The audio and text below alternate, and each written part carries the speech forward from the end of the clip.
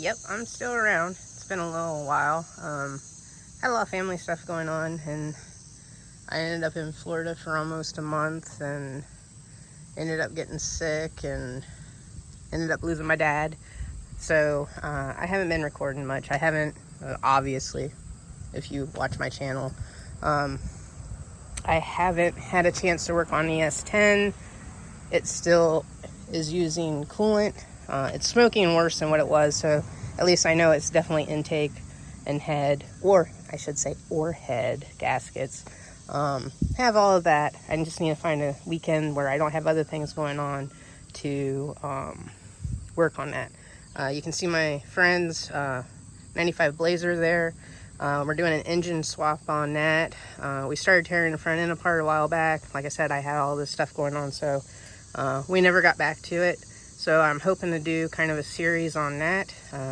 That'll be coming to the channel here sometime, probably in the fall here when it's a little bit cooler and that. And I need to, I don't know if my engine hoist will go up high enough, because we're planning on just taking it straight out the front end.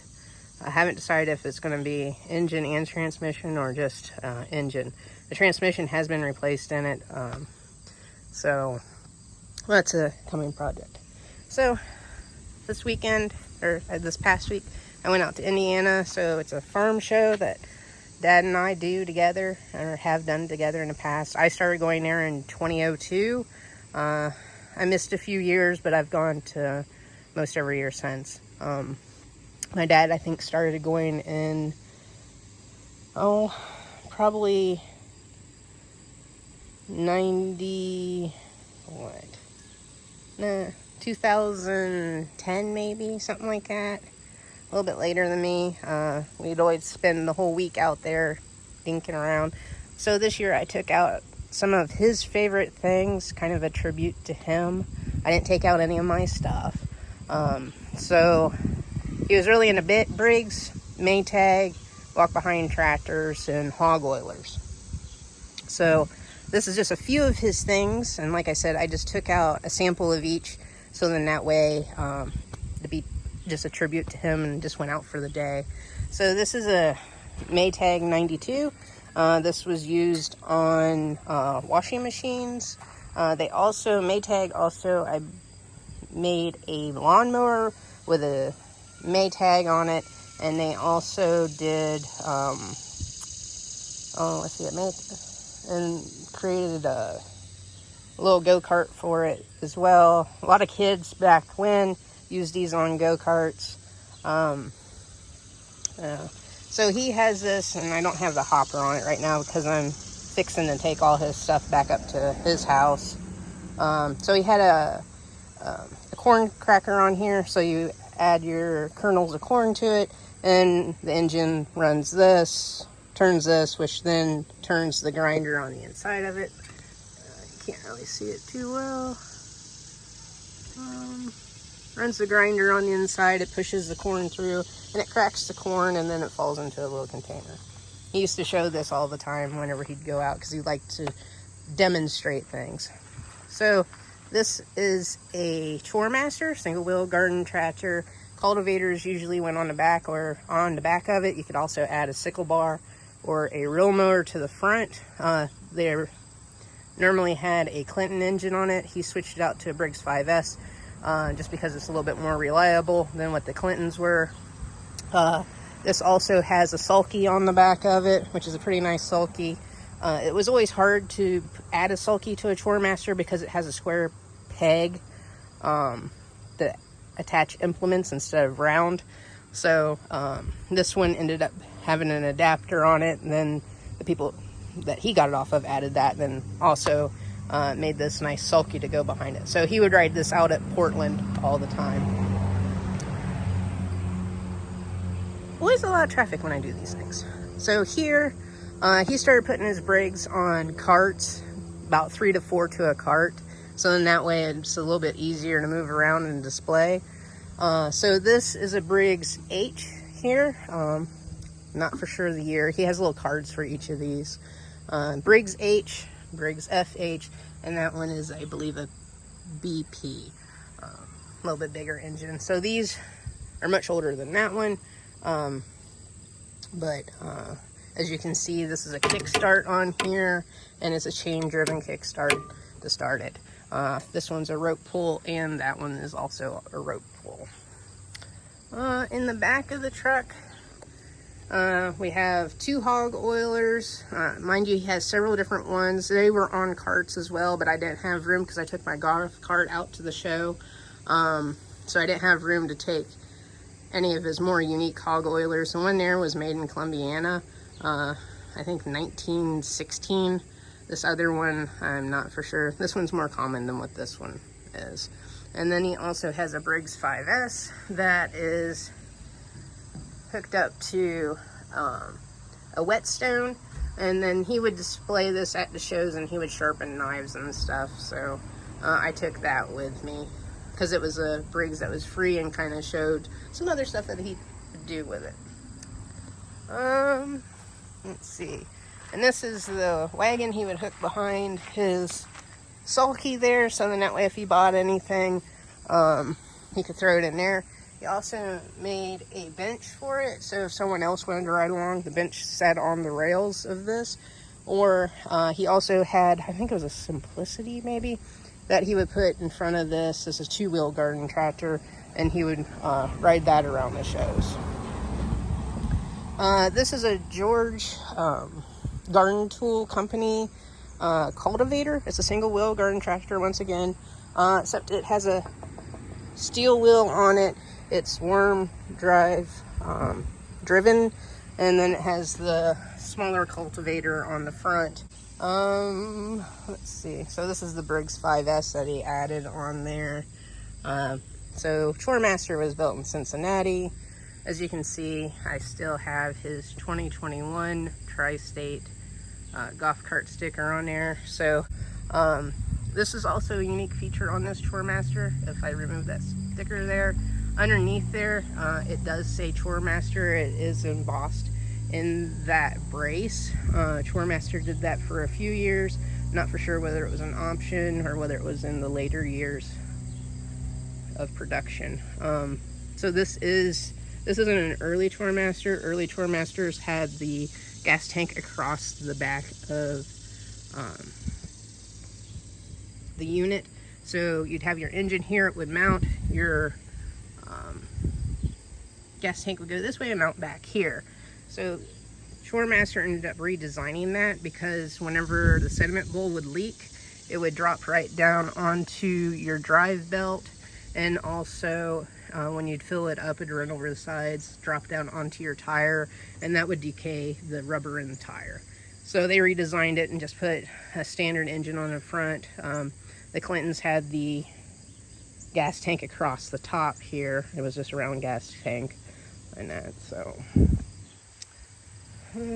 front view of the BP, just to confirm, if we go around here, yep, it is a BP.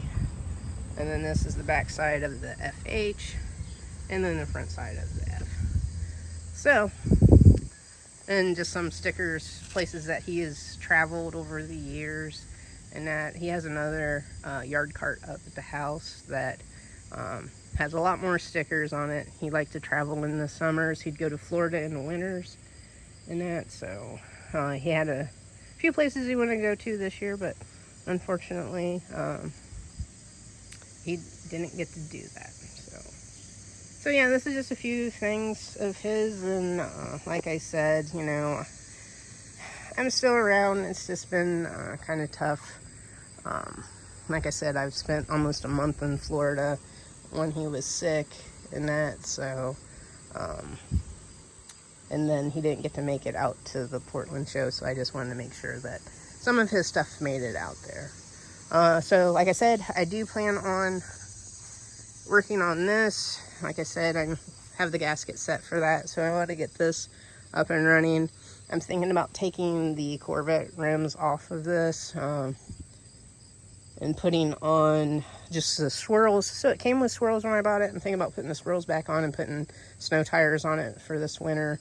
And I don't think I'm going to go back to these, so I'll probably end up cleaning them up and selling them and that, because I don't know, it makes it look too much like a, in my opinion, too much like a Volkswagen Golf truck, whatever those things are called. And then, like I said, my friend's 95 Blazer I'm going to be working on. I also have this F250 HD. It's a 97, I believe. So this is something I'm probably, it does have the Alcoa rims on it. So this is something that I'm going to do a little bit of work to, and I'll probably end up selling it. So I'll be working on that. So my friend that has, as you can see, there is a hit-miss engine in the back of the truck. My friend that does have the 95 Blazer there also bought a big-ass horse trailer. So I'm helping redo the lighting on this. For some reason, I always get called upon when it comes to lighting issues. So I will be working on, I did replace the tail lights. I put in LED tail lights in it. And then I also am putting in LED license plate light.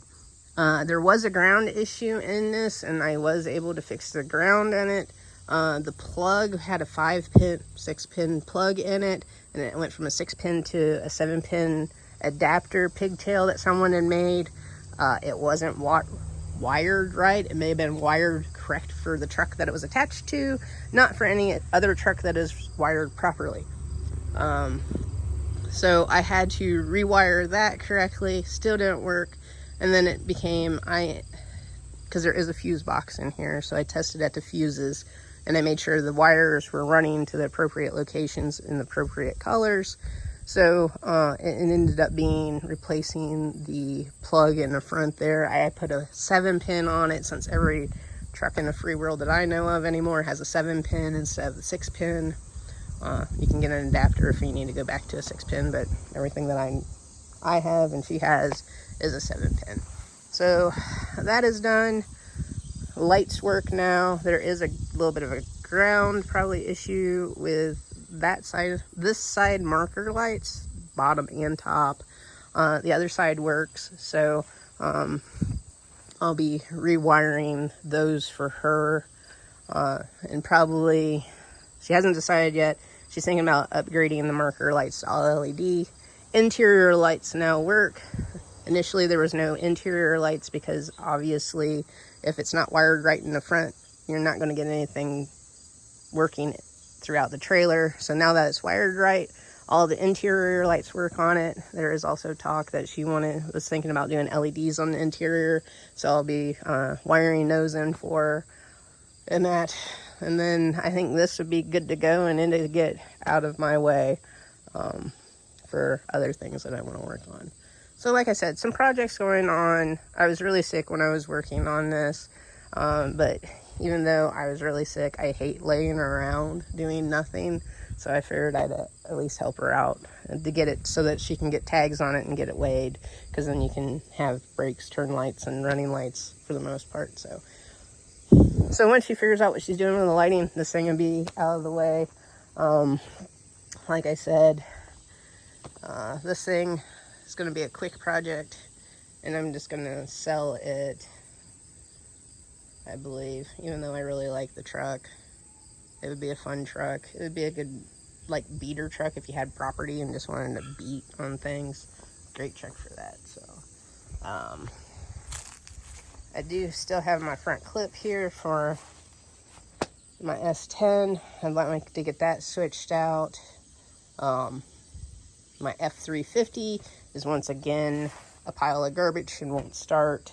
I replaced the injector harness on it because the injector harness wasn't working right. Well, actually, causing issues because of the wiring in it. They were bent and starting to crack. So that got replaced because it turned into a crank no start.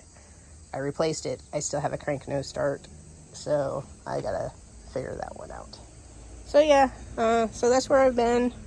And that's where I'm going. Lots of projects. So like I said, sorry I haven't posted much of late. Like I said, a lot going on.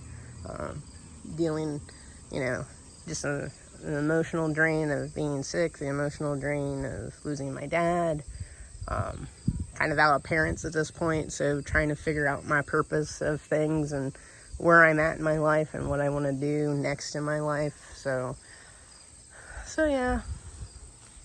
So more things to come, more projects, more content, different types of content.